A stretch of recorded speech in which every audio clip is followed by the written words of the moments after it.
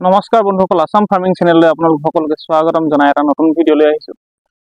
বন্ধুসকল, আজি হ'ল মোৰ এইখিনিৰ 42 ডেইজ। লাহে লাহে চাওঁতে 42 ডেইজ হৈ গ'ল আৰু লিফটিং হোৱাৰ সময় আহি গৈছে। তো এই 42 ডেইজতনো মই ৱেইট কিমান হ'ল, কেনেধৰণে মই মেনেজমেণ্ট কৰিলোঁ, মৰ্টেলিটি কিমান আহিলে বা কিয় মৰ্টেলিটি বেছি হৈ গ'ল বা বেমাৰ কি মই পালোঁ, সমস্যা পালোঁ বা কেনেদৰে ৰাখিলোঁ, সেই সকলোখিনিকে মই আজি আপোনালোকৰ আগত দাঙি ধৰিব বিচাৰিছোঁ বা জনাব বিচাৰিছোঁ কি মেডিচিন দিলোঁ সেইখিনিকে। তো আপোনালোকে মোৰ এই ভিডিঅ'টো প্ৰথমৰ পৰা শেষলৈ চাব বুলি মই আশা ৰাখিছোঁ। বন্ধুসকল, প্ৰথম কথা হ'ল এই 42 ডেইজত মই ব্ৰইলাৰখিনি এভাৰেজ ৱেইটটোৰ কথা কৈ লৈছোঁ। 42 ডেইজত মোৰ 2 কেজি 400 প্লাছ আহিলে। যিহেতু আহিব লাগিছিলে 2 কেজি 600 প্লাছ, কিন্তু 2 কেজি 400 প্লাছে আহিছে। বহুতখিনি 200 গ্ৰামৰ ওপৰত মোৰ ৱেইটটো বুকৰ মতে কমি আছে। আৰু FCRটো ধৰক আপোনাৰ বুকৰ মতে ঠিকে আছে, যদিও মানে অলপমান বেছি খাই থকা দেখাইছে। সেইটো লাষ্ট যেতিয়া আমাৰ লিফটিং হৈ যাব, লিফটিং হওঁতে যিমানখিনি মুৰ্গী উঠে আৰু যিমান অল টোটেল কেজি হয় সেইখিনি হিচাপত মই গম পাম যে মোৰ FCR কেনেকুৱা আহিলে বা CFCR কি হ'ল। তো সেইটো এটা মই ভিডিঅ' বনাম, আপোনালোকক জনাম। তো এতিয়া মই সেই 42 ডেইজলৈকে মই এইবাৰ বেমাৰ পালোঁ। মই আপোনাৰ কক্সি বেমাৰটো আহিলে, মোক খুব আহিলে কক্সি বেমাৰটো। সেই কক্সি বেমাৰটো অহাৰ কাৰণে বহুত মোৰ ৱেইটত হেম্পাৰ কৰিলে। লাষ্ট টাইমত 35 ডেইজত, 31 ডেইজৰ পৰা 35 ডেইজৰ ভিতৰত মোক কক্সি আহি গ'ল। আৰু কক্সি অহাৰ কাৰণে কেইবাদিনো মোৰ আপোনাৰ লুজ ড্ৰপিং হৈ গ'ল, মানে পানী পায়খানা কৰিলে, পায়খানা কৰাৰ পিছত আৰু গোটেইখিনি মানে ৱেটত লছ মাৰিলে। আৰু আপোনাৰ কি হয়, দানাটো খায় কিন্তু দানাকে পায়খানা কৰি দিয়ে, তেনেকুৱা হৈছিলে। পিছত মই এম্পলিয়াম কে যিটো খুৱাওঁ, এম্পলিয়াম কে আমি কক্সিৰ কাৰণে খুৱাওঁ, সেইটো আমাৰ কোম্পানীৰ ওচৰত এভেইলেবল নাছিলে। কিন্তু দুদিন পিছত মই মাৰ্কেটত খবৰ কৰি বিচাৰি উলিয়াই আনিলোঁ এটা। অনাৰ পিছত দিয়াৰ পিছত তাৰ আগতে কিন্তু মই দিছিলোঁ আপোনাৰ কাচকল। আৰু সেই মেডিচিনটো দি থকাৰ পিছতো মই আপোনাৰ এম্পলিয়াম কে থকাৰ সময়তো মই কিন্তু কাচকল দিছিলোঁ। আৰু ঠিক হৈ গ'ল। আপোনাৰ ধৰক আপোনাৰ 3-4 দিন থাকি ভাল হৈ গ'ল। আৰু ভাল হোৱাৰ পিছত লাহেকৈ ৱেইটটো ল'ব ধৰিলে। তেতিয়া আপোনাৰ ডেইলি 100 গ্ৰাম 90 গ্ৰাম এনেকৈ ল'বলৈ ধৰিলে আৰু লাহেকৈ। তো সেই গতিকে লাহে লাহে আহি মেলি মোৰ এতিয়া 42 ডেইজত 2 কেজি 400 প্লাছ হৈ আছে। 2 কেজি 400 প্লাছ আৰু লিফটিং হোৱাৰ সময় আহি গৈছে। হয়তো অহাকালিলৈ 43 ডেইজত লিফটিং হৈ যাব পাৰে। তো তাৰপিছতে আৰু আহিলে মই CRD পালোঁ, CRD প্ৰব্লেম পালোঁ। CRD প্ৰব্লেম এবাৰ বেছি নাপালোঁ, কাৰণ কেলৈ মই কওঁ আপোনালোকক যে মই সদায় এটা প্ৰিভেনশ্যন ড'জ দি থৈ দিওঁ।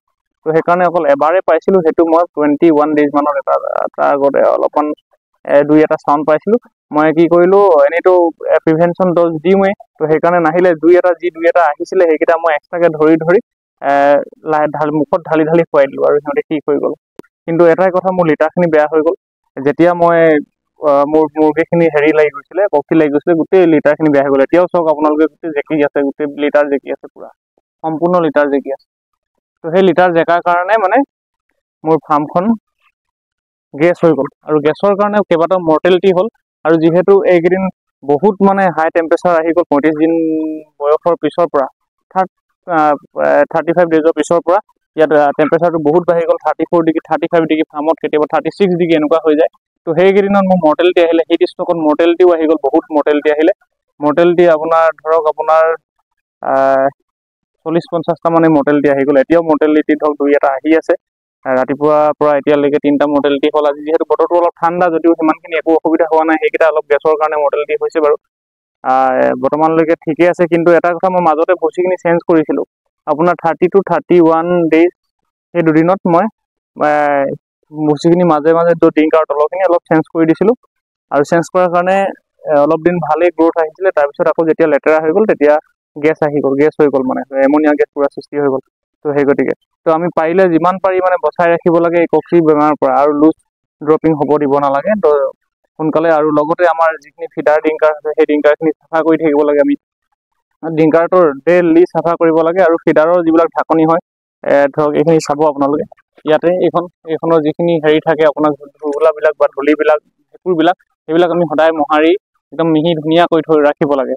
তো তেতিয়াহ'লে কোনো ধৰণৰ এনেকুৱা ধৰণৰ সমস্যা নহয়। আৰু যদি আমি সদায় সঁচাকৈ যদি আমি মেনেজমেণ্টটো ভালদৰে কৰি, সদায় চাফ চিকুণতা কৰি যদি পালন কৰি থাকোঁ, ধুনীয়াকৈ আমাৰ ফাৰ্মখন মানে এটা ভাল গ্ৰোথ ল'ব আৰু ৰিজাল্টটো ভাল হ'ব বুলি মই আশা কৰোঁ আৰু হয়ো একচুৱেলি 100% চিয়'ৰ হয় যে আমি যদি ভাল মেইনটেনেঞ্চটো ভাল কৰোঁ মানে মেনেজমেণ্টটো ভাল কৰোঁ আৰু নিশ্চয় আমাৰ কামৰ ৰিজাল্ট মানে ভাল হ'ব আৰু আমি 42 ডেইজলৈকে আমি 2 কেজি 600 কৰিবলৈ সক্ষম হ'লো হয় আৰু অকল মই পৰা নাই ঠিক আছে কিন্তু বেলেগে কৰি দেখাইছে বেলেগেতো পাৰিছে তো আমি কওঁ যে 42 ডেইজত 2 কেজি 600 বা 2 কেজি 700 নাহে কিন্তু বেলেগে কৰি দেখাইছে অলৰেডি জিচিও আছে বেলেগে মই জিচিও চাইছোঁ বেলেগৰ তো সেই গতিকে যে সেইটো সক্ষম হয় কিন্তু কি আমি মেনেজমেণ্টটো ভালদৰে কৰিব লাগিব সেইটোৱে কথাটো তো 42 ডেইজলৈকে মোৰ সিমানখিনিয়ে আজি হৈছে আৰু বাকী ভিডিঅ'বিলাক মই আপোনালোকক দেখাই থাকিম মই লিফটিং হ'ল বা কিমান পালোঁ কি নাই যদি আপোনালোকে ভিডিঅ'টো মোৰ যদি ভাল পাইছে শ্বেয়াৰ কৰিব লাইক কৰিব আৰু কমেণ্ট কৰিব ভিডিঅ'টো ইমানতে শেষ কৰিছোঁ বন্ধুসকল ধন্যবাদ